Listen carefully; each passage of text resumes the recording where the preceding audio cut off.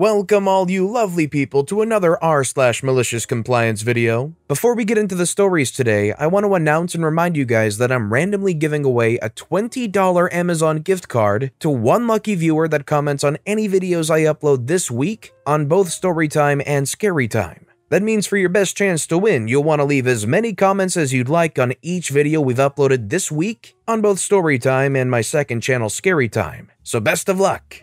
Our first story of the day is by Haster Dragon. You said stop, so I stopped. A little background. I work in a manufacturing facility as part of a separate R&D group. Generally, I don't do manufacturing, but as some of you may know from my previous posts, my manager gets requests for me to do work for the plant from time to time when my/machine's utilization is lower than the plant's and they need a push. Open at the end of last year was when I was told I had a job from the plant. Just a small amount of overflow they couldn't handle, around 13 pieces. Now for context, 13 is like 6 months worth of deliverable product for this particular job. 1 to 3 a month from us to the customer. Working in batches of 3 to 4, it can take up to 2 weeks of work to get those pieces off my plate. Multiple machines, iterative processing with metrology in between to make sure I'm hitting the tolerances exactly. Anyway, I've had issues in the past with the plant management not being clear on what the expectations are, and I've steadily been getting more responsibilities from my own boss as I've grown into my position. Not to mention, we're 2 weeks out from the Christmas holiday shutdown. Most of the plant will be off for like 10 days and I'll be on vacation not giving a single freak about work. So to make sure we're all on the same page, I call a meeting about the job with the fabrication manager, 2 of the shift supervisors, and my boss. Essentially all the people looking to me to get the job done. I have 3 specific requests before I start the jobs.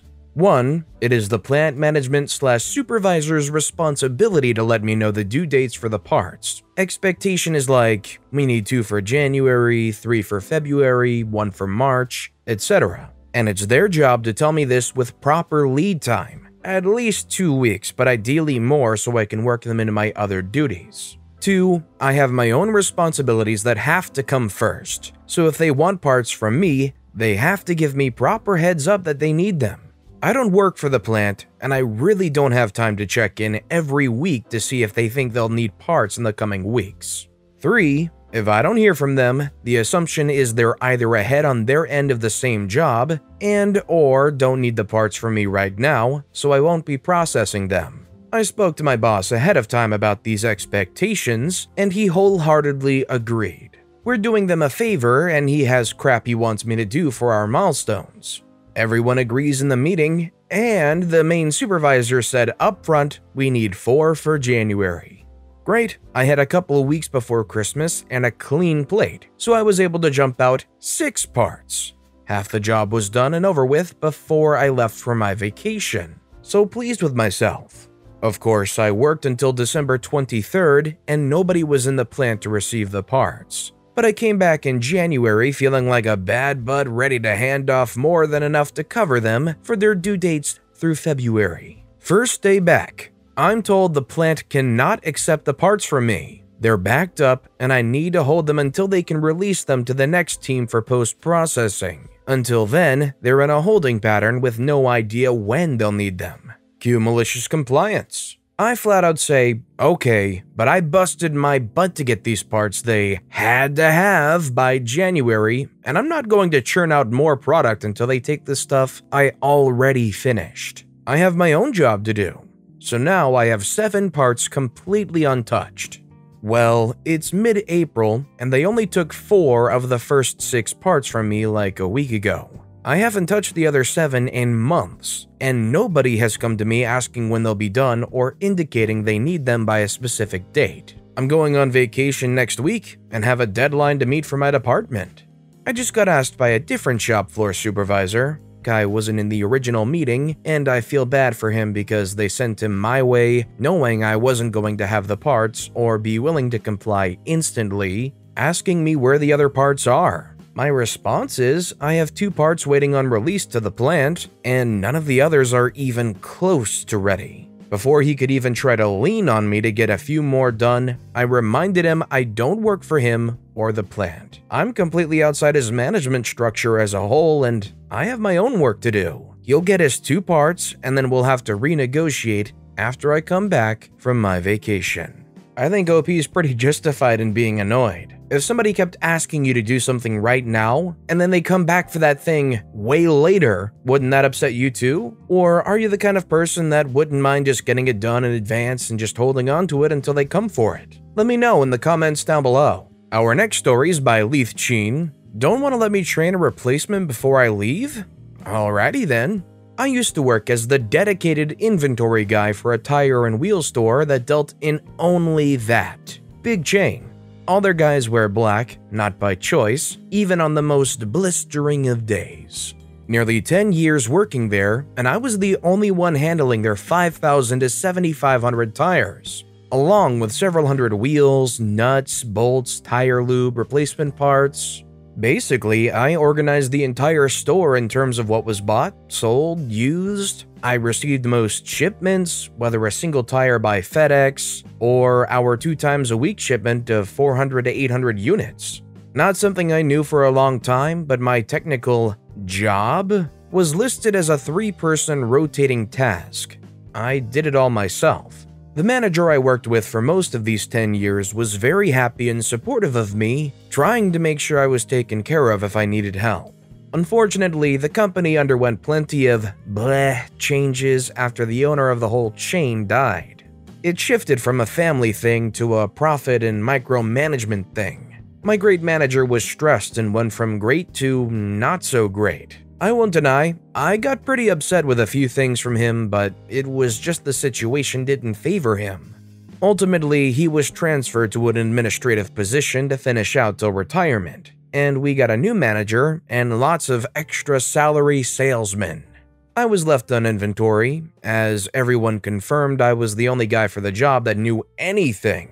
They tried giving me newbies to learn the ropes, but I only got a couple days with them before they were pulled for more important things. Eventually, they gave up caring and figured I would do inventory for the foreseeable future.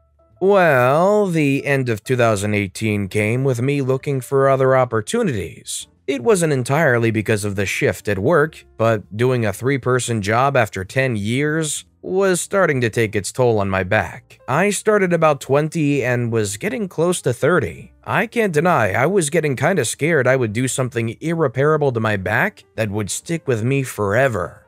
They pulled equipment I needed to do better without straining myself more, made the process of pulling inventory more bureaucratic and lengthy without the need for it, and would keep trying to limit my time doing things but expect the same results. They also kept resisting my plans to reorganize stock because brands don't always need the same amount of space. That major brand that did really well 3 years ago and taking up 1,000 tires worth of space only takes up 400 now. But hey, I have this brand that did an overhaul and we used to carry barely 250 for them. Now, we are ordering hundreds of them weekly with a need for 750 units of space. So their stock unable to fit in one place, but a huge gap in another I can fill.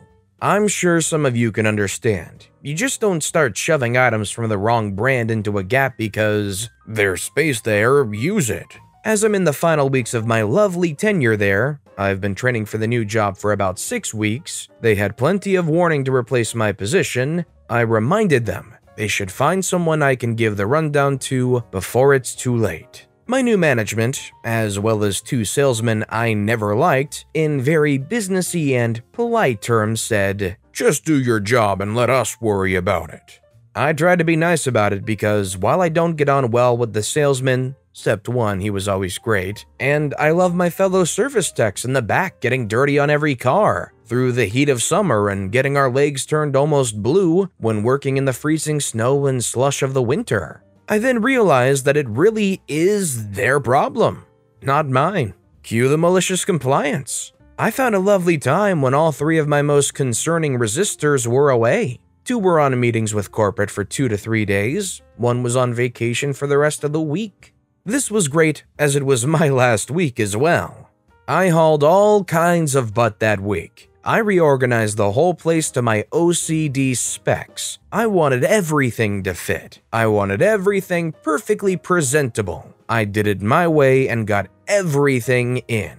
To note, some years, especially in peak winter with lots coming in, we got so overstocked we couldn't fit everything all at once, which also was because of them not letting me deal with it efficiently. I took care of that overstock and fit it all in. Brands were moved and notes left. I let all my favorite coworkers who pulled my inventory the most know what's up.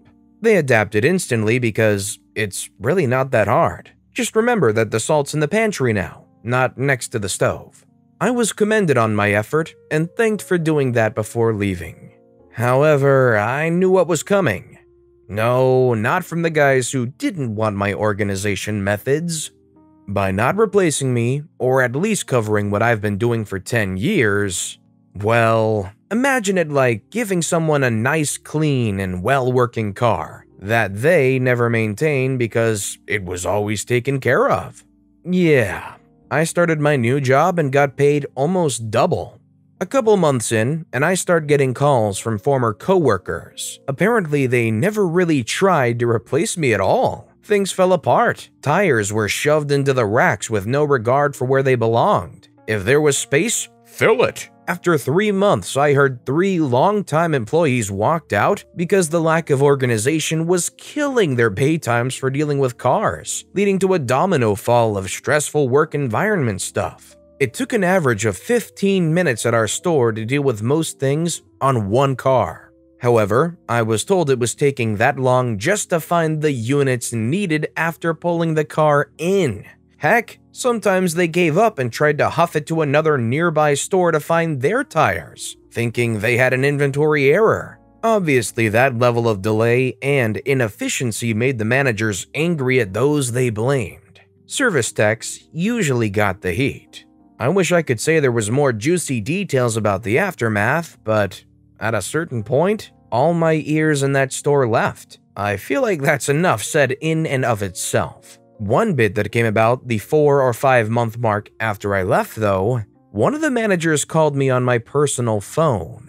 They asked how I was doing and wondered if my new job was working out. I was very happy and energetically told him how great I felt in my new job.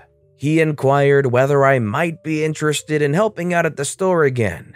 I declined. Now, I'm not the best at reading people, but this person seemed so lost in their tone that I can only guess they had so little luck in finding a replacement for what I did. I'm far more appreciated now in my new job.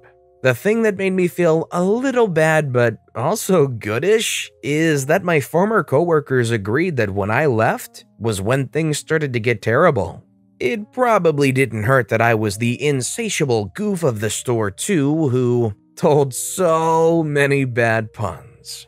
I think the bottom line is when you're working at a chain store like this, you really have to just kind of look out for yourself the most, especially when it comes to your long-term health. OP was genuinely concerned that continuing to work at this place would really mess their back up. And I'm sorry, but no amount of working anywhere is worth a lifetime of back pain.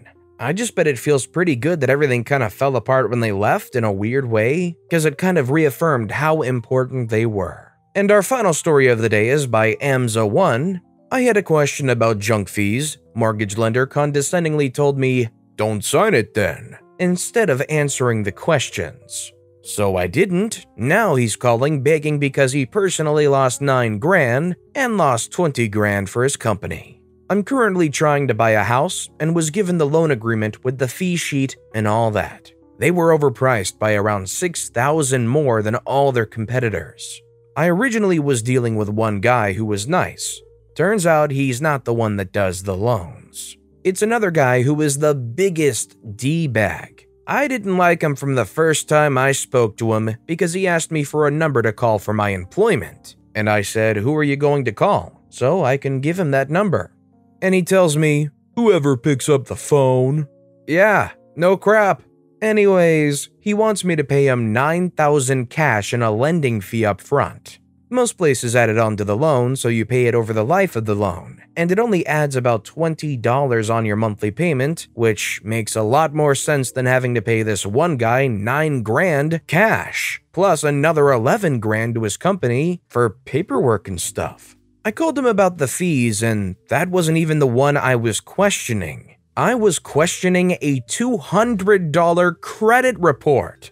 They're usually around $30, at most $80. I said, I'm not going to pay $200 for a credit report. So he said, yeah, it could be 30, it could be 80, it could be 200, I don't know, so I have to estimate high. I said, I'm not going to sign something that says I agree to pay $200 for a credit report. In a scoffing tickhead voice, he says, don't sign it then.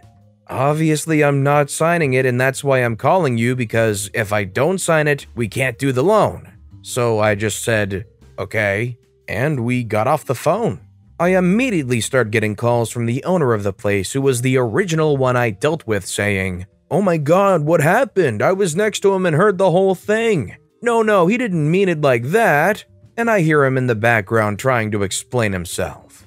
Anyways, I got another guy to do it within minutes of getting off the phone with them. He's wonderful and sweet and nothing like that, and I love it. And I don't have to pay him $9 grand up front. So my total cost will be less than half of the other people, and he's nice. The other place is still harassing me because I dropped the deal with them, and they're begging me to sign the papers. Anyways, now they owe me my $5,000 deposit, and I can't wait to send them the cancellation of contract and have them give it back to me.